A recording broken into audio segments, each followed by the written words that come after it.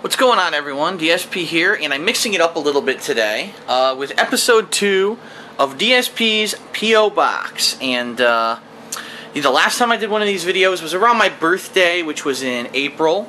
And now it is July. It's actually nearing the third week. It is the third week. I'm an idiot.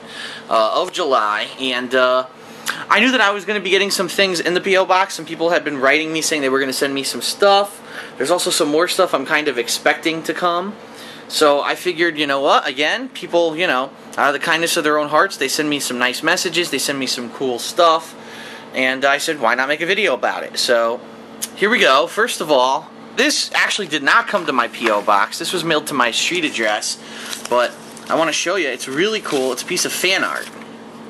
Okay? Now, first of all, I had no idea what this was because there's no letter inside. I'm not even kidding you. There's no letter inside. But then I noticed later on, after I'd opened it, it says here, "Thank you for the videos, DSP." That's actually written on the back of this part of the envelope, which I never would have seen unless I was very careful. So I'm glad that I was careful when I opened it. And then, check this out. This is pretty cool. This is a throwback, and you'll know what this is, obviously, if you've been a long-time fan. It is a hand-drawn, in pencil, picture of Shadowcat. And, it is pretty fucking hot. She's got giant tits and a cute face. So that is a pretty cool picture. And so then when I looked at this, I said, holy crap, that's a pretty good artwork. I wonder who the hell, you know, sent me this. And I'm not going to reveal the address or name or anything, but it's very confusing because the way that it's written on the envelope, it looks like maybe the person wrote their last name first and their first name last, only because I've never known anyone with a last name of Maria, but I could be wrong. So, to whoever sent this to me, if you're a girl, thank you very much for the very sexy artwork. I appreciate that. And if you're a guy, how dare you send me this pervy picture, you disgusting freak. No, I'm kidding. I'm joking. Okay? Thank you for the art. I like it a lot. Okay? So that's one thing that I got that I wanted to show everyone. Now, I checked my P.O. Box today, and just for the record, it's about a record 98 degrees outside here in Connecticut, but it is so humid that it feels like it's about 115, according to the National Weather Service. And I stupidly decided that today should be the day I'll go check my P.O. Box. So I go out and go to check my P.O. Box, and there was some cool stuff in there. So first of all, we had this. And as you can see, this didn't get to me in very good condition. And actually, this was encased in another envelope from the post office, and it said, "Dear recipient, we are sorry that we damaged this in transit, but, yeah, here's your fucking mail. Love, your postmaster." So, there's no return address, and looking at the stamps, I have no idea, you know, where it's from. It doesn't have a country or anything, but some cool black cats there. So there's a lot of stuff in here, so let me kind of get it out here without damaging it. Let's see here. I think that's all. Okay, so we've got a note here. And it says, "Hello, Darkside Phil. Here comes some things from Sweden. I live in Sweden. As you may know, my name on The King of Hate, which is my website, thekingofhate.com, is Detective Cole. When you did beat and film the game Quantum of Solace, I became a fan of you. Here is some coins, a red heart, some stones in a glass jar, and at last, my collection of the Simpsons characters. Just to show you how much I like your videos. Thank you, Phil, for everything you've done. I'll see you around for the next video. Greetings from Sweden." Now, Detective Cole is a member of my forums who sent me a PM. I think that he sent me a PM, but he also sent me, he posted in my DSP's P.O. Box thread on thekingofhate.com, and he asked if he could send me some stuff, some little figurines and coins and stuff. I said, sure. So, it looks like he finally did.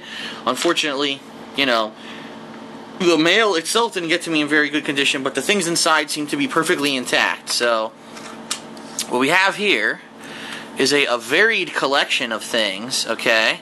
We've got Simpsons characters, and as you can see here, you've got Milhouse looking at a shake that he dropped on the ground. You've got Bart dressed like the devil. You've got, is that Itchy or Scratchy? I know that's a bad thing. I should know that since I've been watching The Simpsons for 20 years. I don't even know. So it's either Itchy or Scratchy. Then you got Lisa playing the saxophone, and you've got Homer holding a bowling ball. So those are some little cool figurines. You've got a bottle. Whoa, extreme close-up. A bottle full of stones. Okay, from Sweden. Oh shit, I knocked Homer on his ass. Homer's the only one without a base, which is kind of weird. We've got coins, varied coins from Sweden. Let's look at that, maybe a 10-cent. Different denominations of coin. And there's this really weird one that has a hole in it. And this definitely doesn't look Swedish to me. It looks like it's got some kind of symbols on it. I'm not sure what it is. But it's got a hole in it too, so that's interesting. And then a heart. And I don't know how to comment on that one. That's, probably should have given that to a girl. But anyway. So that's from Detective Cole. Thank you, Detective Cole, for those things. Now, moving on. We got something else here. This says, "Hey Phil, warm greetings from Montenegro. I love your playthroughs. They're so funny and awesome. And forget about the haters. They just don't have their own lives. Anyway, I sent you these old coins from the time, or SRJ, or later to be known as Serbia, and Montenegro. It's not much, but at least it's something. Keep fighting the good fight. Your loyal fan, Danilo." And I probably pronounced that horribly wrong. So first thing we have in here, it's a box, and this is probably one of the most carefully packaged and wrapped things I've ever seen in my life. This was wrapped twice in paper. There was so much tape on this thing, it took me like 10 minutes to get it open, because I was being careful. So anyway, and then it was also wrapped in this cloth. This cloth is just a cloth that he wrapped it in. So what we have here is a origami, which is pretty neat. I'm not positive what it's supposed to be, but it's probably because I'm not an expert on origami. I'm sure it's a nicely done something. Maybe it's a cat, maybe it's a dog. But it's cool. So that's an origami. Put that to the side. And then here, like I said, probably one of the most carefully wrapped things I've ever seen in my life. And now, of course, I can't get it open with one hand. So in retrospect, I probably should have done this better. Okay, we got two more coins. These are from Montenegro, although he says that they may have been from Serbia, or whatever the country was called back then. A denomination of 5 and 2, although I'm not sure what exactly those are. But that's pretty cool, too. Some more coins. Now I have coins from at least 3 different countries from fans, so thank you. That's pretty neat. Okay. And then finally, last but not least, as you know, a couple weeks ago I attended Kineticon, which was a anime slash video game slash cosplay slash Warhammer slash geeky kind of convention in Connecticut, in Hartford, Connecticut. And there was a vendor there who had these cool shirts, and unfortunately I did not get a chance to go back to that vendor to buy some of the shirts. I actually did want to get some. As you saw, I did buy some shirts at the convention, but I didn't have a chance to get all the ones that I wanted due to time constraints. Well, this vendor actually contacted me on YouTube after seeing my video and said, "Dear Phil, we're happy that you liked our stuff, and we're sorry you didn't get a chance to pick any of it up.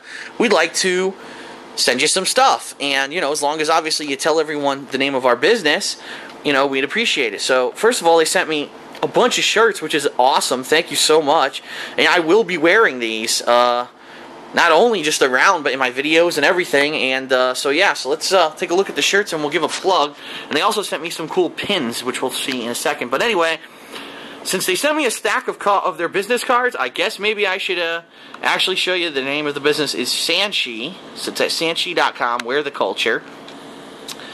And so we're going to look at some of the stuff that they sent me. And of course, as stupid as I could possibly be, I put the one shirt that I don't fully understand on top. Okay? Now, it's a baby blue shirt. I know this is a Pokemon, but I don't know what Pokemon it is, because I played Pokemon the first one, Pokemon Blue. I never played another one, and I don't remember what Pokemon this is. I'm sure this is a joke on the internet. He's dressed kind of like a bro, and he's got like a beer in his hand. And also being that he's pink, that might be part of the joke. I'm sure I'll get 7,000 comments on this video about what this is supposed to be, and I'm an idiot, and how could I not understand this internet meme? But, yeah. It's the is it Brolax? Maybe he was Snorlax, and now he's called Brolax? Maybe that's the meme? I can't remember it. Alright, but anyway, yeah, that's the first shirt. Pretty cool. But they actually get better. Here's another cool one. This one is one of my favorites out of all of them, simply because, as you know, I'm a large fan of Fallout. It's the Nuka-Cola t-shirt, and it's obviously a take on Coca-Cola. But it says Nuka-Cola, and it's got a Nuka-Cola emblem on it. It says, drink like there's no tomorrow. So that's a pretty cool joke from Fallout, and that's a cool shirt. Oh, this was by far my favorite of the shirts that I saw. Hold on, let me spread this out properly here. This was definitely my favorite of all the shirts that these guys have, okay?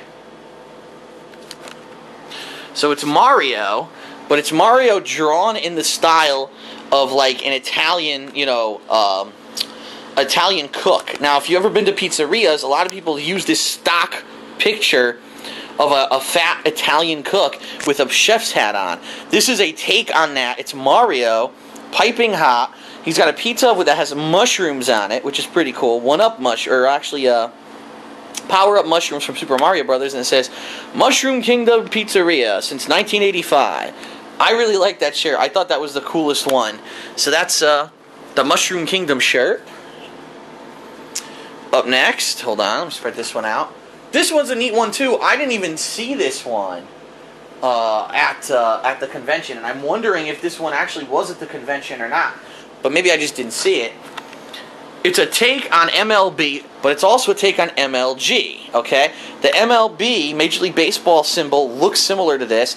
MLG took their symbol and changed it to say MLG. Well, they took it and basically made this jersey t-shirt, and it's the Scout from Team Fortress 2 on it, which is really sweet. And then on the back, this is actually a two-sider. On the back, it actually says Team Fortress 2 in a jersey style, which is pretty cool. I like that shirt too. I'm really liking all the stuff that this place does. I think that they're really neat. So up next, we've got... This one's pretty simple. Companion Cube Portal. Of course, there's a heart on it, so it says I love Portal. Pretty simple, but a pretty cool shirt. And then last but not least, this one's cool too. And you probably already recognize it just from the symbol. You probably know what it's a take on.